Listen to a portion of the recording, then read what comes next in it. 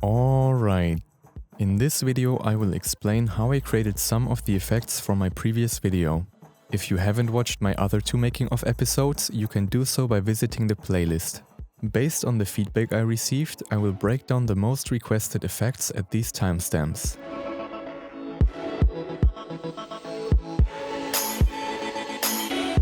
Before we get into the effects, let me show you a bunch of details you might have missed in the video.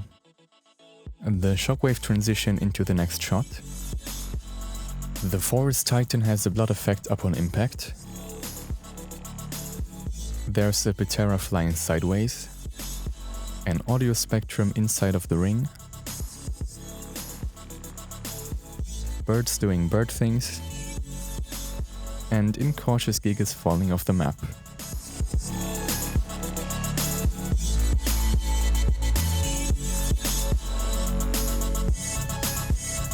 With that said, let's start with the first effect that I will show you. Basic 3D tracking inside of After Effects. To make it even easier for you to follow, I will provide both the footage as well as this After Effects project for you to download and experiment with. Note that this project uses some plugins that you may need to install before. Let's start by creating a new composition with Quad HD resolution and a frame rate of 60 frames per second, as those are the settings of the clip. Then, import the footage and look for a fitting scene. This footage was provided by Skittle and used in my Gang bass tour before.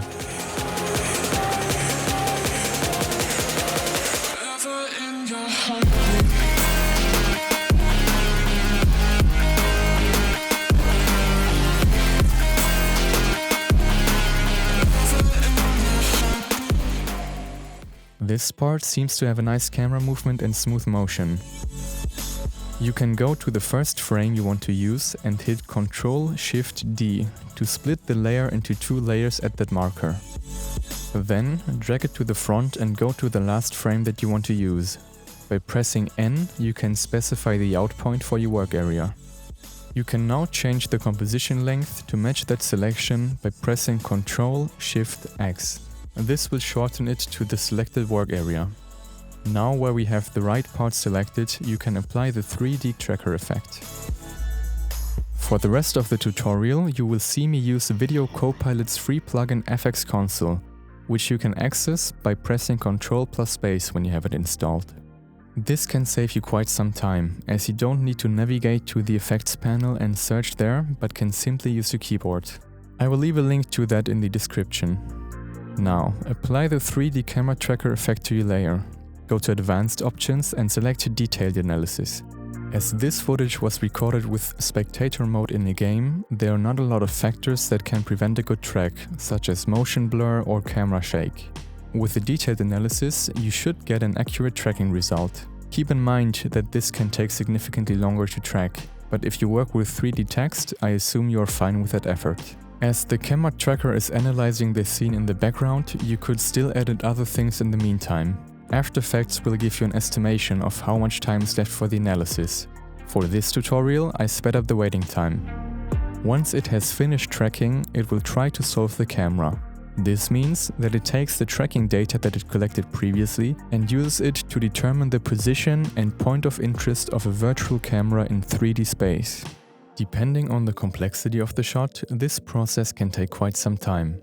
Unfortunately, After Effects does not give an estimate for that, but I would advise you to not stress the PC too much meanwhile, as a crash could potentially lead to your progress getting lost, so make sure to save the project frequently. When the camera is solved, you can click the 3D camera tracker effect, which will give you track points in your footage.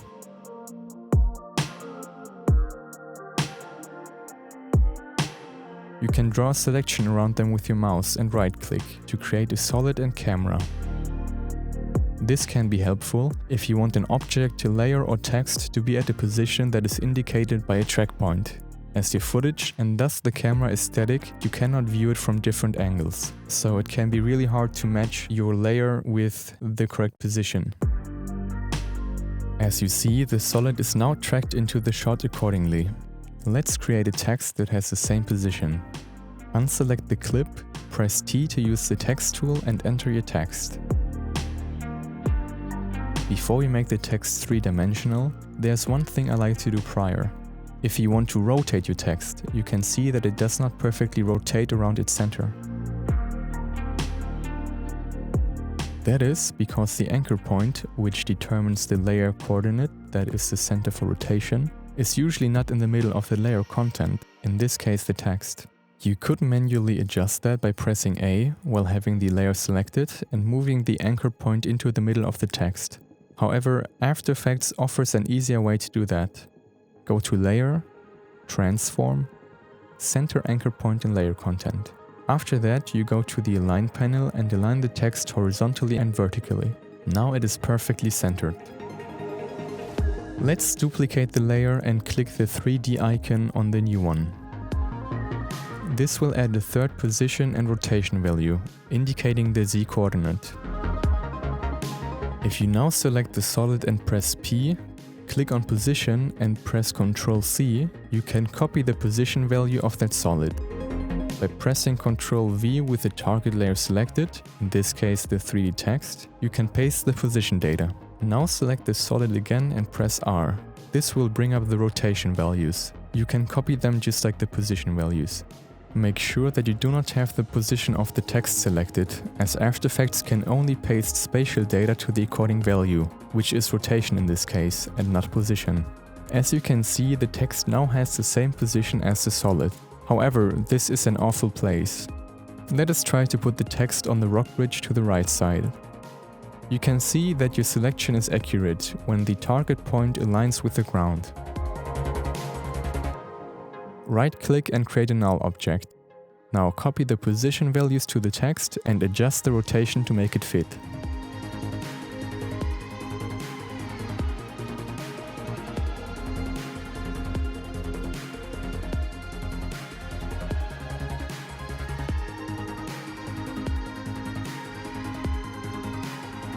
But let us place the text in the middle of the shot so it is more visible. Change the rotation and scale. This already looks decent, but we can do better. Remember that we still have the 2D source text, which is perfectly centered. Press Ctrl Y to create a new solid and apply the Saber effect. Saber is a free plugin from Video Copilot, which is also linked in the description. Go to Customize Core and select Text Layer as the core type. Then select the 2D text that we created in the beginning. This will use the alpha of the text as an outline for the Saber plugin. Let's enable the 3D switch of the layer and align it with our 3D text.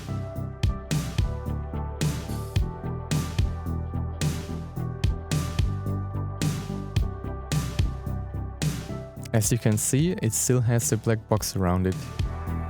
That can be changed by either using the Unmold effect, which will remove the black, or changing the blend mode to screen. To show the different blend modes, you may need to press the Toggle Switches option. So far, this doesn't look too bad, but the text still appears to have no depth. There are different ways you could achieve a better look. One would be to change the renderer, which will let you extrude layers and shapes. However, that option disables essential features such as blend modes and motion blur, which is why I prefer not to use it. There are several 3D plugins available that will let you use the default renderer and still give you other functionality. But before that, I will show you an option that does not require any plugins. You can simply simulate depth by duplicating the layer with Ctrl D and offsetting it in 3D space. You can change the camera view from active camera to custom views. This allows you to rotate your view without affecting the virtual camera with the tracking data.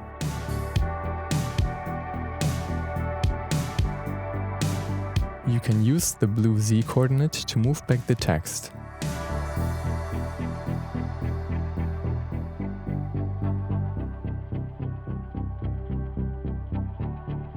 The more copies you create and the smaller the distance to each other, the more realistic it will look. In this example, I chose a rather rough amount as demonstration.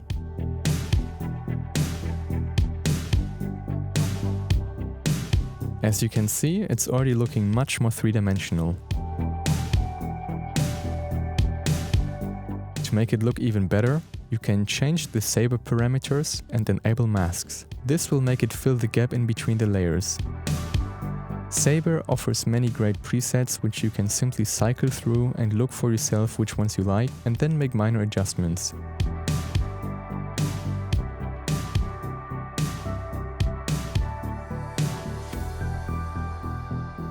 I decided to go with the energy adjustment and change the glow amount as well as the color. Here you can see the before and after of extruding the text by duplicating the layers. Let us create another Saber layer and move it behind the text.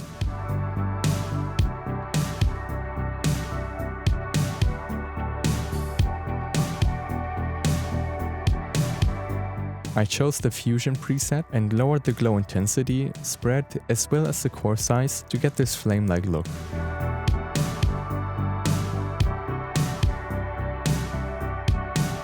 As the distortion was moving too fast, I opened the glow and core distortion settings and lowered the wind and noise evolution speed.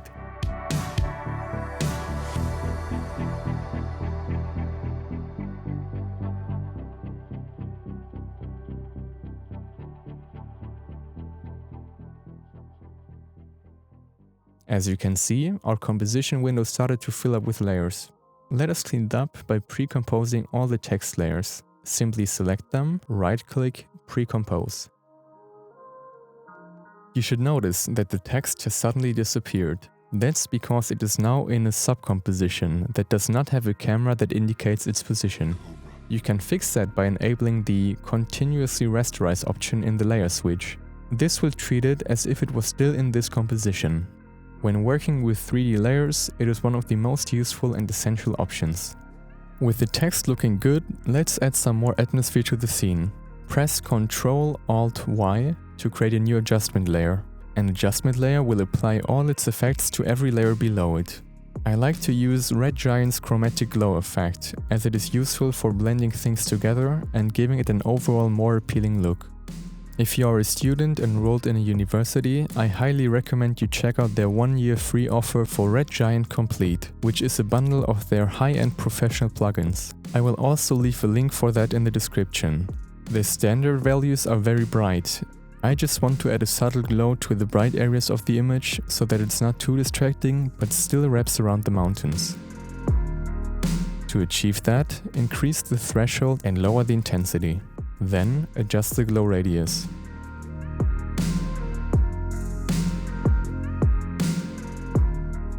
I also decided to move it below the text layer, so that it only applies to the footage. Here you can see the difference and how it nicely wraps around the mountains. For a more atmospheric look, let's add a lens flare to the scene. You could use a stock photo for that, but the problem with that is that it does not react dynamically based on its location. With no light factory, you can create good looking and accurate lens flares. Let's choose a preset that fits the scene. As you can see, the flare elements move accurately in regard to the camera lens and light source location. Change the blend mode to screen to remove the black areas and make it blend with the background. By default, no light factory is set to be a 2D light source. If you simply just once place it where it should be, it will feel like an out-of-place overlay. You could of course keyframe its position, but that can be a tedious process that would also not account for easy changes later. There is, however, an option for the lens flare to follow the 3D location of a light. Let us create a new light. Right-click, New Light, Cobra. You may have noticed that the saber is a little more dull now. That is because it is a 3D layer and dynamically reacts to lights.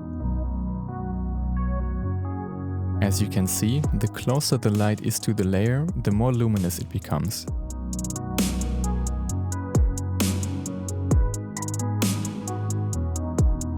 We want it to be luminous at all times though, so let us fix that. Go to the saber layer, expand it by pressing the downward arrow, click on material options and change Accept Lights to off. That will change the layer to be at full luminosity all the time. Repeat this process for the second saber layer as well. As for the text, it doesn't really matter, because it would be black either way.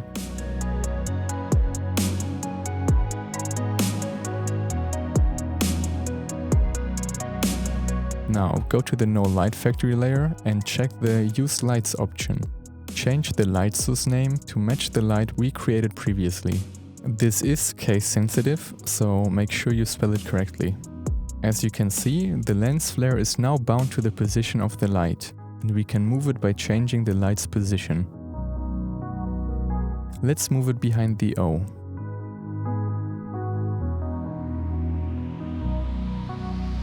As you can see, it seems way too close to the text, so we can move it back by increasing its Z coordinate.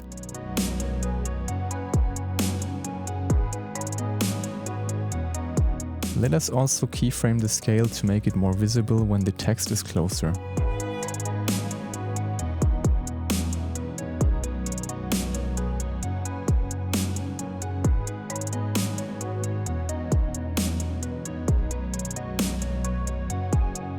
There's an option to add a flicker behavior, but I find it easier to just use a wiggle expression on the brightness.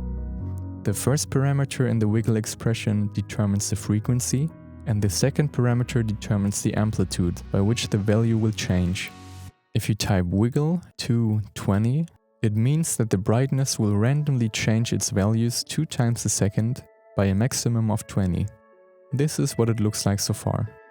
Cobra.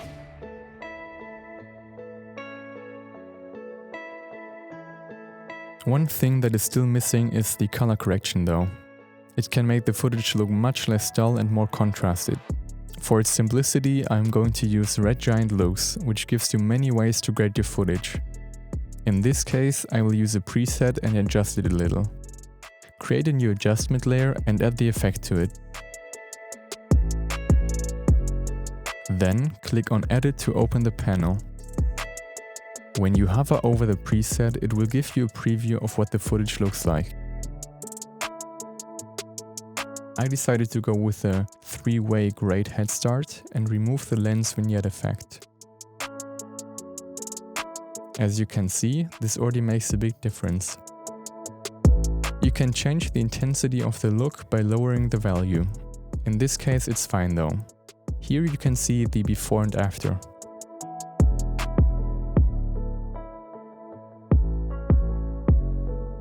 For everyone who owns Element 3D, there's an easy option to make 3D text. Create a new solid and apply Element 3D to it. Then go to Custom Layers, Custom Text and Masks, and select the 2D text as a path layer. Then click on Scene Setup and click Extrude. As you can see, this will create a 3D text with a white extrusion surface, which you can modify and extrude to your liking. There are many presets you can use as well. I like to use the gold rim one.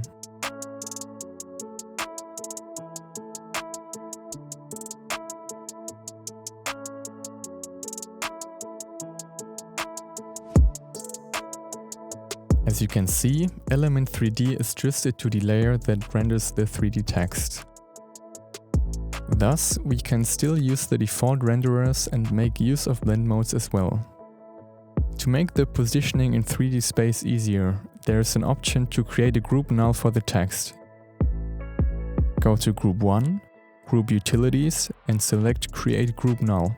This will create a null object that determines the position and rotation, as well as the scale of the entire group contents. When we move the null, it will also move the text. The 3D text also reacts to the environment and shows reflections based on the material that is applied. Anyway, our 2D offset version doesn't look much worse, but I just wanted to let you know that you could use Element for this as well. For a more cinematic look, you can also add a letterbox. For that, I used Red Giant's Letterboxer, as it doesn't require me to tab out and import an image or create a letterbox on my own. As the common aspect ratio for monitors is 16:9, the letterbox will convert it to an anamorphic aspect ratio of 2.35:1, which adds these black bars on the top and bottom. This should be used appropriately though, and only because it makes things look more cinematic. It does not mean that it makes a video better. There are reasons for using it as well as reasons for not using it, but that would be an entire video by itself. If you're interested, however, you can check out the video that I linked in the info card. We can also keyframe its movement.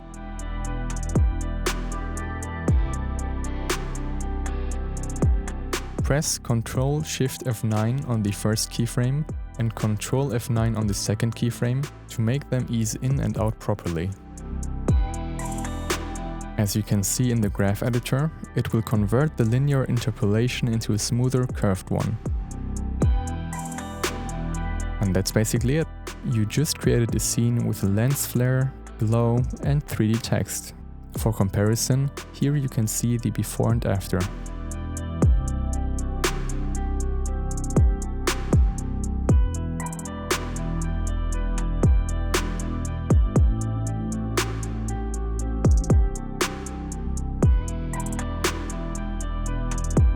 Another highly anticipated effect were the portals that formed inside of the metal gates.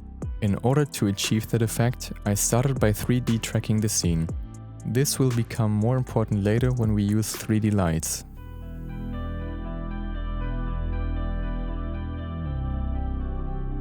I drew a mask inside of the gate frame and manually keyframed its position. This can be a very tedious task, but it's definitely worth the effort.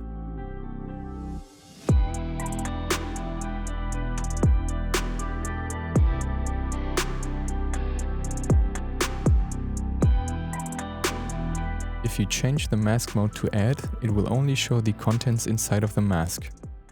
This can be used as an alpha matte for the layer below, which shows the second clip. You can imagine an alpha matte like a stencil, which, depending on the transparency value of a pixel, can be used to cut out a certain area of the layer below. In this case, the transparency value of all pixels outside of the mask is 0.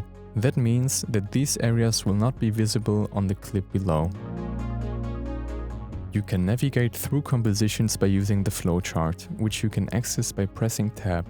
This shows you what compositions it is used in, as well as what pre-compositions it includes. Now that I had the frame isolated and showing the other clip, I applied the red giant shine effect. What this allows you to do is cast dynamic light rays based on the position of a 3D light. You can see this more clearly when I solo the layer and change the position of the light.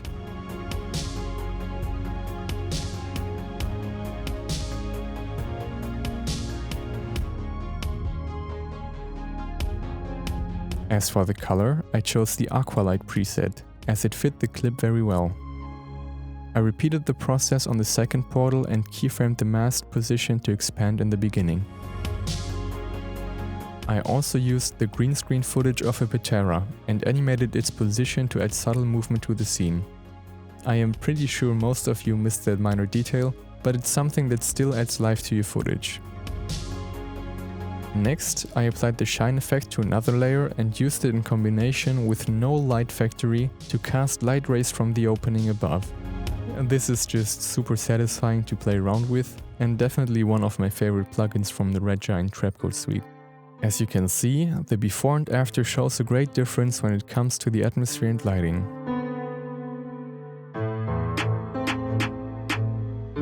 Now, on to the final and most requested scene that I will break down for you, the Titan Galaxy animation.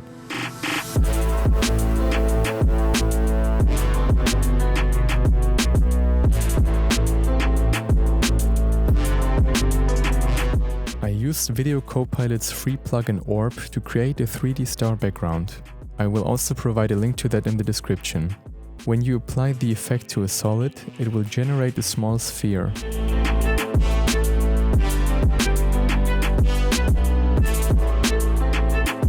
You can use an image of stars as a diffuse layer to make it stretch around the sphere. I scaled it up and changed the surface from front to back, as I wanted it to be more visible from the inside.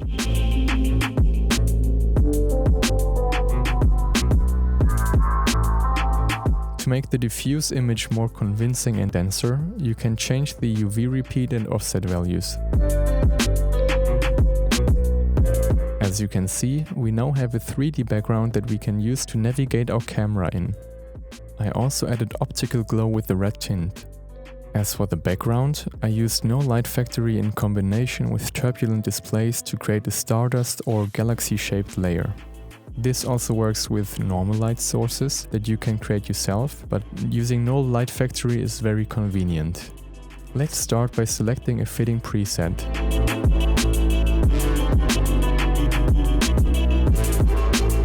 I chose this green flare and disabled some of the stripe elements. By adding the turbulent displace effect, you can see that it distorts the lens flare. You can change the complexity to make it look more appealing. Then adjust the size and displacement amount to achieve the desired effect. You can also animate the evolution of the noise, which will make your Galaxy Stardust look more alive. If you want to change the light fall off, simply change the scale of the lens flare.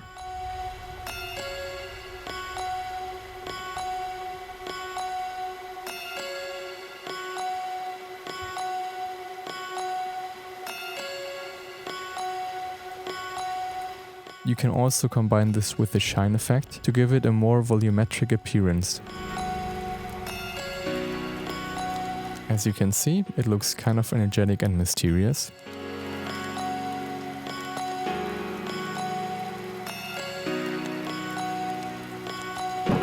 You could also create a similar effect by using radial fast blur.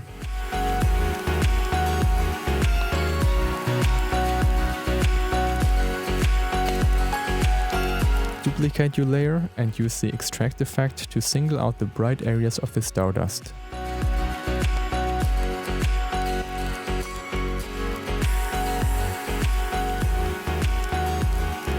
You can make the transition smoother by dragging back the lower handle. You can change the length of the rays to your liking.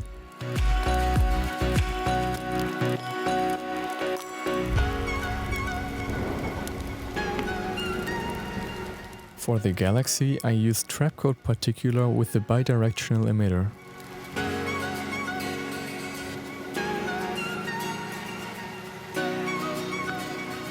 I bound the global physics time factor to a slider control so that I can change how fast the particles move.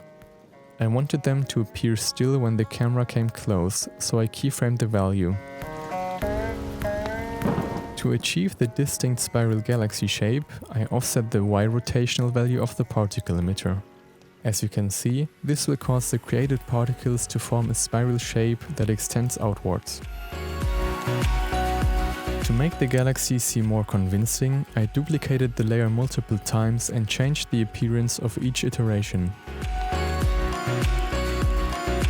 As you can see, some of the layers have a blur applied to it to simulate dust and density. I also used No Light Factory to highlight the center of the galaxy.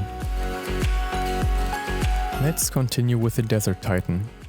The final composition consists of 3 layers: a black outline, a light wrap, as well as a shine effect. As you can see, without any adjustments, the Titan looks very out of place and not integrated in the environment. One indicator for that is the bright light source in the background that should darken an object which is in front of it. For the black outline, I simply used the curve effect and lowered the RGB values. The light wrap was a little more complicated. For that, I duplicated the lens flare layer and used the set matte effect to exclude it from being visible there.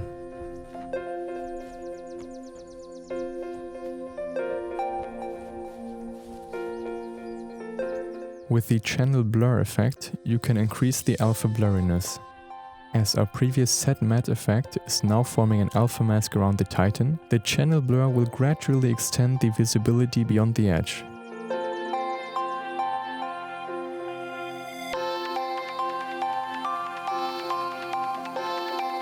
Now we can use the second set matte effect without inverting the alpha.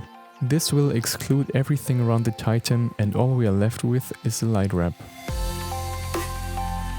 If we set the layer to be additive, it will give it the subtle look of being illuminated around the edges by the light source behind it.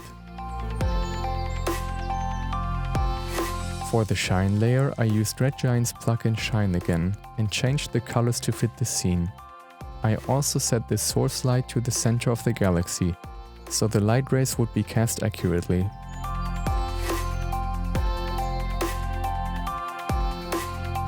I then used a virtual camera to navigate around the scene. You can change the position, rotation and point of interest, which in theory lets you simulate the real behavior of a camera. To make the movement look more seamless, I eased the spatial and temporal values, which changed the linear movement to a curved Bezier one. As you can see, the scene may look a lot different from other perspectives. This is what the composition with all its layers looks like. For the transition, I duplicated the camera and Titan layers so that the background is transparent. I then placed the other two compositions below it and created a rough mask that reveals the map animation and keyframed it to follow the Titan.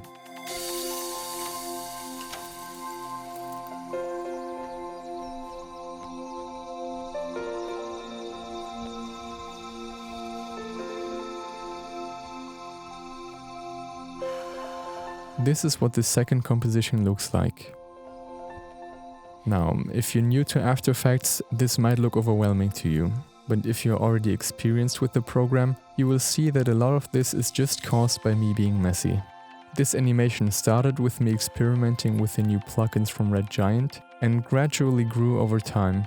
Sometimes the time you spend to prepare or group the layers by color will help you save more time in the long run. I basically used the same technique to create the environment as in the first shot. I used VC Orb for the stars and No Light Factory with turbulent displays for the galaxies. I also changed the colors and brightness to increase the diversity of the scene. I gotta say, the red-green one is probably my favorite, as I love how the colors blend together. Once I was done with the background, I added my trusty old map that I used in many videos before. For the 3D ARK logo, I used Element 3D to extrude the masks that I had auto-traced from the logo before. As you can see, this still looks a little wrong, but we can change that by going to the Textures option and adjusting the diffuse. I had the issue multiple times, but you can usually just fix that by changing the UV repeat and offset to fit the extruded logo.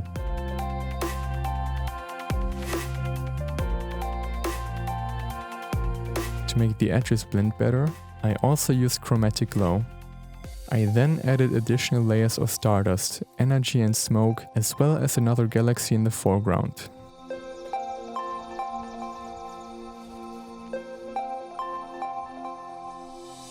For that I used No Light Factory for the lens flare and a combination of fractal noise, turbulent displays and vector blur to achieve the interesting look of the disk around the galaxy.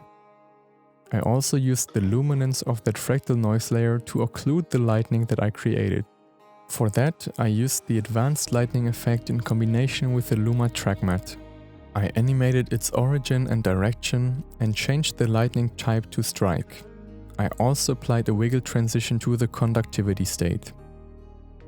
Back in the main composition, I added a fractal noise effect on the lightning to give it a more distorted and cloudier look. I also added the glow effect and changed the luminance with curves. I then added a spiral galaxy similar to the one that I had used before. As you can see, it now looks like a convincing atmospheric space scene, which you could probably see in the next Star Trek. As a minor detail, I animated 2 Gigas and a Butera using the green screen assets. In case you want to use those yourself, you can join my Discord and download them from the pinned message in #general. Lastly, this is the view that you get when you select all layers. This should give you a better understanding of the depth that this scene has. Alright, that's basically it for this video. I hope that you found it interesting and maybe even learned something new. I am aware that there are still many effects that you requested me to break down, and I will try to cover those in the next video. I do this based on how many comments I get, so if you want your scene to be broken down, make sure to use the #makingoff for your comment so I can take it into account. As you might have noticed, I also enabled channel memberships, so if you want to support me or unlock any of the tiers that are listed, you can do that now. This is completely voluntary and I encourage you to only do it if you really want to share your support with me. I will definitely still answer anyone regardless of whether they are a member or not, but your support is very appreciated. I guess that sums it up. Thank you for watching and see you all next time. Stay safe.